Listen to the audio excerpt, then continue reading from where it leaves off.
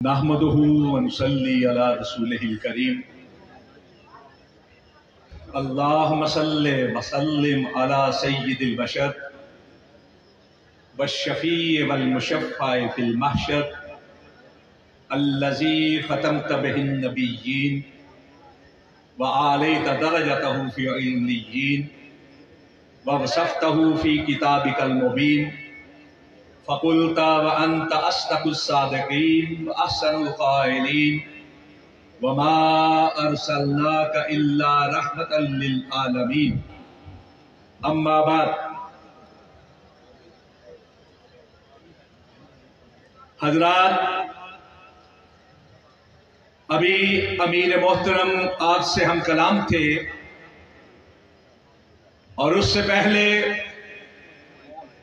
میری جماعت کے ناظم اعلیٰ آپ کے سامنے جماعت کی غیرت مندانہ پالیسی رکھ رہے تھے۔ میں جب سرگودا میں آیا ہوں ایک روحانی خوشی لے کر آیا ہوں اور ایک ولولائے تازہ لے کر واپس گیا۔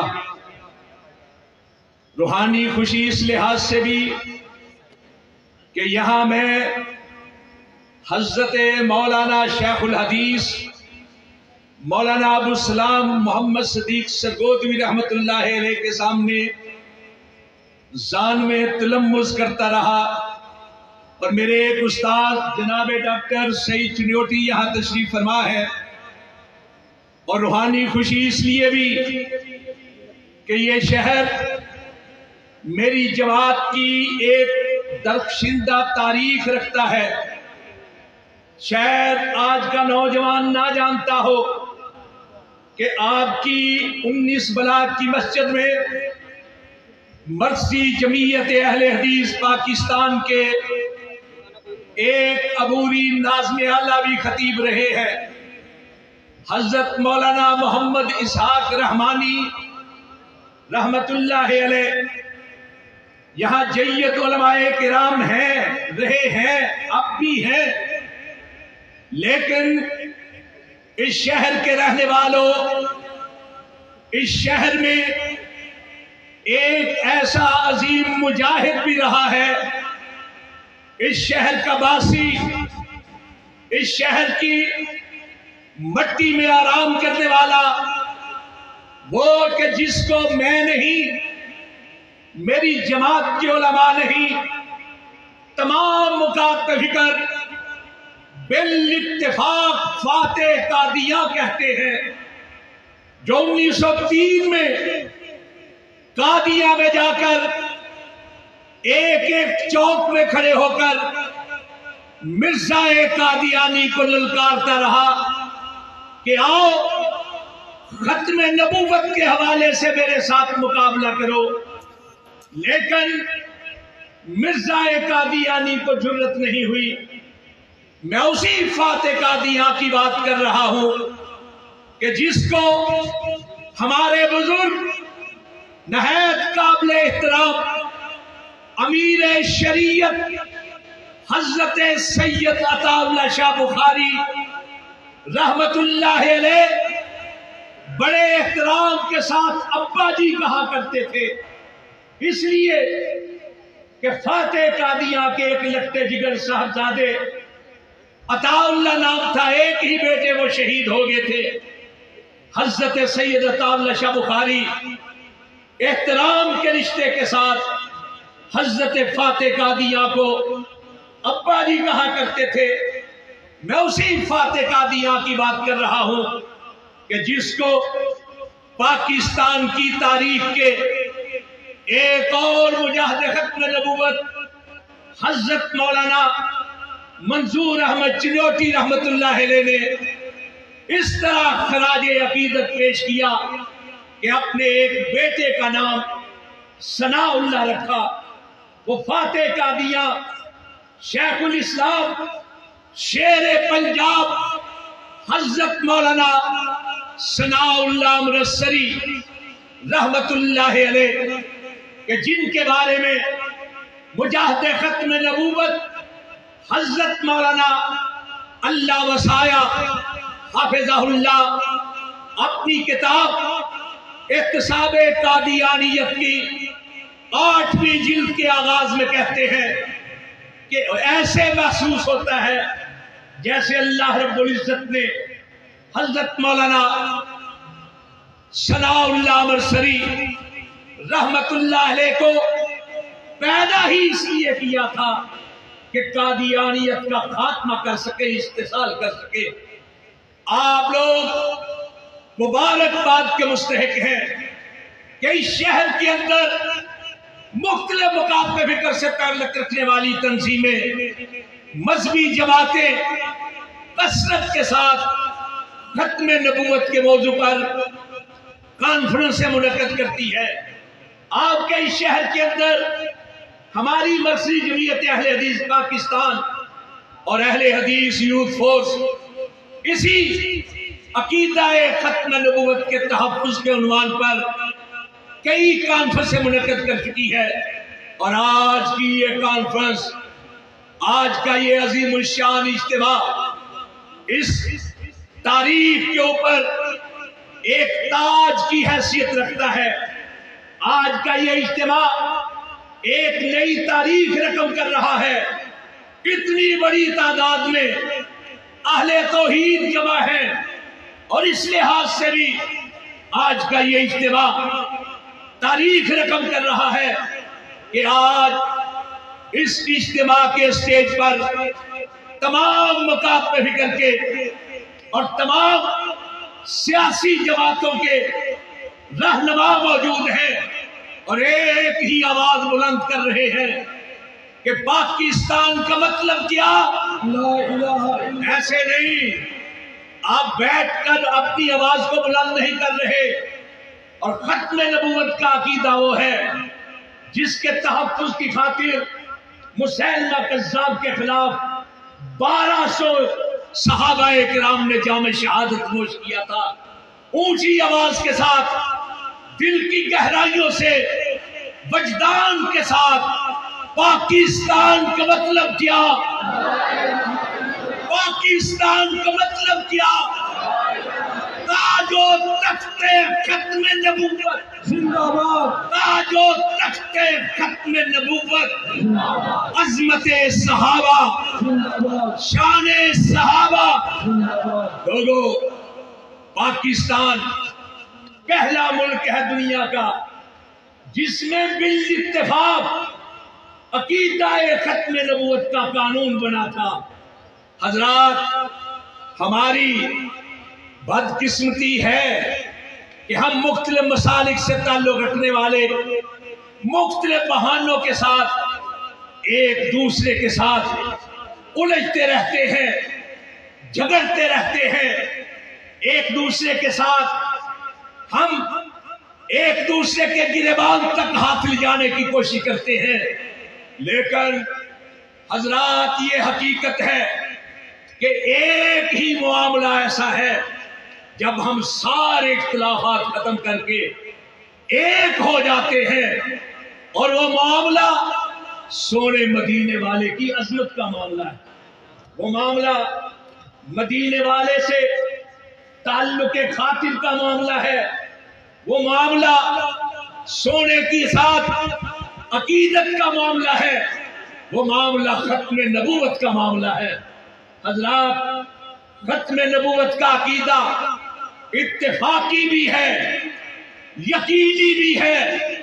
اتفاقی ایسا کہ دنیا بھر کے مسلمان، خواہ کسی خطے سے تعلق رکھنے والے ہوں، خواہ کسی مسلک سے تعلق رکھنے والے ہوں، خواہ کسی مکتب سے تعلق رکھنے والے ہوں، ایک ہی عقیدہ ہے کہ آمنہ کے لال کے بعد، مکہ کے در یتیم کے بعد، مدینہ کے تاجدار کے بعد، نبیوں کے امام، رسولوں کے سردار کے بعد کوئی نبی نہیں آ سکتا، کسی قسم کا کوئی نبی نہیں آ سکتا کہ آپ وہ ہیں جن کے سر اقدس پر ختم نبوت کا تاج رکھ دیا گیا۔ ایسا اتفاقی عقیدہ اور یقینی ایسا کہ ہمارے بزرگوں نے کہا اگر کوئی شخص نبوت کا جھوٹا دعویٰ کرے تو اس جھوٹے داعی سے اس کے دعوے کی دلیل طلب کرنا بھی کفر ہے، کفر ہے دلیل طلب کرنا بھی، اس لیے کہ اگر اس سے دلیل طلب کی جائے تو گویا آپ کے دل کے کسی گوشے کے اندر، آپ کے دماغ کے کسی کونے کے اندر یہ بات موجود ہے کہ سونے مدینے والے کے بعد کوئی نبی آ سکتا ہے، اور اگر یہ یقین ہے اور ایسا ہے کہ مدینے والے کے بعد کوئی نبی نہیں، تو پھر اگر کوئی نبوت کا جھوٹا دعویٰ کرے تو سنتے ہی کہہ دینا چاہیے تو کذاب ہے، تو دجال ہے، کہ اللہ نے نبوت کو مدینے والے پر ختم کر دیا تھا، بس کر دیا تھا۔ تمت کلمات تکبیر، تاجدار ختم نبوت علماء اہل حدیث۔ میں دو باتیں صرف آپ سے عرض کرنا چاہتا ہوں وقت کے اختصار کو پیش نظر رکھتے ہوئے۔ آپ کی اس ڈویژن میں، یہ ڈویژنل کانفرنس ہے، آپ کی اس ڈویژن میں 22 مئی 1974 کو نشتر کالج ملتان کے طلباء سیاحت کے لیے جاتے ہوئے جب ربوہ کے اسٹیشن پر رکے تو مرزائیوں نے ان میں اپنا لٹریچر تقسیم کرنا شروع کر دیا۔ بعض طلباء نے لینے سے انکار کیا تو جبرن دینے کی کوشش کی گئی۔ مسلمان طلباء نے ختم نبوت کے نعرے بلند کیے۔ مرزائی اس وقت اسی طرح مؤثر تھے جس طرح آج قلت تعداد کے باوجود اثر انداز ہے۔ چنانچہ 29 مئی 1974 کو جب یہ طلباء سیاحت کے بعد واپس آئے تو لالیہ اسٹیشن کا جو قادیانی اسٹیشن ماسٹر تھا اس نے ربوہ میں اطلاع کر دی۔ چنانچہ ربوہ میں مسلح ہو کر قادیانی بدماش کھڑے ہو گئے، اور جیسے ہی وہ بوگی آئی طلباء کی، نشتر کالج کے طلباء کی بوگی آئی، اس پہ پل پڑے، ایک ایک طالب علم کو نڈھال کر دیا، مار مار کے زخموں سے چور کر دیا۔ حضرات، یہ خبر پہنچی اس وقت کی آپ کی ڈویژن کے ہیڈ مقام فیصل آباد لین پور میں، تو سارے مسلمان غم و غصے سے پاگل ہو کر ریلوے اسٹیشن پہ پہنچ گئے۔ ان طلباء کی مرب پٹی کی جو شدید زخمی تھے ہسپتالوں میں پہنچایا گیا۔ پھر پورے پاکستان کے اندر ختم نبوت کے جیالے میدان میں نکلے۔ حضرات، یہ بات قومی اسمبلی تک پہنچی۔ 30 جون 1974 کو ایک قرارداد پیش کی بعض اراکین نے۔ پھر اس کے بعد اس وقت کے وزیر اعظم جناب ذوالفقار علی بھٹو، جن کی تصویر بینر پر لگی ہوئی ہے اور جن کے نمائندے ہمارے محترم جناب تسلیم قریشی یہاں موجود ہے، ان کی پارٹی کی اکثریت تھی، اور وزیر اعظم ذوالفقار علی بھٹو کے مقابل اپوزیشن لیڈر جناب ولی خان تھے۔ علماء کرام بڑی تھوڑی تعداد میں تھے، انگلیوں پہ گنے جانے کے لائق۔ 30 جون کے بعد پوری پارلیمنٹ کو ایک خصوصی کمیٹی کی حیثیت دی گئی۔ پھر اس کے 28 اجلاس ہوئے، 92 سیشن ہوئے۔ مرزا قادیانی کے پوتے اور قادیانیوں کو اس وقت کے سربراہ مرزا ناصر کو 11 دن تک موقع دیا گیا۔ اسمبلی میں تقریریں بھی کی اس نے، سوالوں کے جواب بھی دیے، لٹریچر بھی تقسیم کیا، اور لاہوریوں کے سربراہ صدر الدین کو موقع دیا گیا۔ پھر 5 اور 6 ستمبر 1974 کو 2 دن میں اس وقت کے اٹارنی جنرل یحییٰ بختیار نے ساری بحث کو سمیٹا. پھر اس کے بعد ایک بل پیش ہوا جو اس وقت کے وزیر قانون جناب عبدالحفیظ پیرزادہ نے پیش کیا. وزیر اعظم ذوالفقار علی بھٹو نے 27 منٹ تک ایک وضاحتی خطاب کیا، پالیسی بیان دیا. پھر حضرات وہ پارلیمنٹ جس کی اکثریت مذہبی رہنماؤں پر مشتمل نہیں تھی، جس میں علماء کرام چند لوگ تھے، جس کی غالب اکثریت سیکولر کہلانے والی تھی، ان لوگوں نے بالاتفاق ایک ممبر بھی ایسا نہیں تھا پاکستان کی پارلیمنٹ کا جس نے اختلاف کیا ہو. سب نے کہا کہ قادیانی اسلام کے بھی دشمن ہے، پاکستان کے بھی دشمن ہے، مسلمانوں کے بھی دشمن ہے. حضرات 4:35 پر 7 ستمبر 1974 کو بالاتفاق یہ قانون پاس ہوا تو پارلیمنٹ کے در و دیوار جو تخت ختم نبوت کے نعرے سے گونج اٹھے تھے. آج آپ نعرہ بلند کریں، پھر ایک بار پھر پاکستان کے در و دیوار کو آپ اپنی آوازوں کے ساتھ مرصع کر دیں. تاج و تخت ختم نبوت، تاج و تخت ختم نبوت. میں سیالکوٹ کے ضلع سے تعلق رکھتا ہوں. سب سے زیادہ مرزئی پاکستان کے اندر اگر کسی ضلع میں ہے تو سیالکوٹ کے، بالخصوص ہماری تحصیل پسنور کے اندر. اور میں اس بات کا شاہد ہوں کہ جیسے ہی ربوہ ان کا مرکز بنا، ان میں سے بہت زیادہ لوگوں نے آپ کے ضلع سرگودا کے ارد گرد زمینیں لے کر یہاں رہائش اختیار کر لی. آپ کے چکوک کے اندر بلوال سے لے کر چڑیوٹ کے گرد گرد، ربوہ کے گرد گرد وہ آبسے ہیں. میں آپ کے ذریعے سے صرف یہ آوازہ بلند کروانا چاہتا ہوں کہ آج جس طرح ہمارے ناظم اعلیٰ کہہ رہے تھے، آج قادیانی پھر متحرک ہوئے ہیں، بڑے بڑے عہدوں پر موجود ہیں. اگر ان کی اپنی پارٹی کا کوئی ایم پی اے ان کے کسی فرد کے بارے میں کہہ دے کہ یہ مرزئی ہے، ختم نبوت کا اعلان کر کے دکھائے، تو اس کے خلاف پرچے کر کے اس پر تشدد کیا جاتا ہے. حضرات، میں آپ کے اس عظیم اجتماع کو دیکھتے ہوئے میں یہ سوچ رہا ہوں کہ جب پاکستان کی غالب ترین اکثریت ختم نبوت کے پہرے دار ہیں اور ہیں، اگر سارے مکاتب فکر ختم نبوت کے تحفظ کے لیے میدان میں نکل آئے ہیں، تو کیا دنیا کی کوئی طاقت ختم نبوت کے عقیدے پر آنچ لا سکتی ہے؟ بتائیں، لا سکتی ہے؟ نہیں. آج کا یہ اجتماع ختم نبوت کے حوالے سے، صحابہ اکرام کی عظمت کے حوالے سے ہے.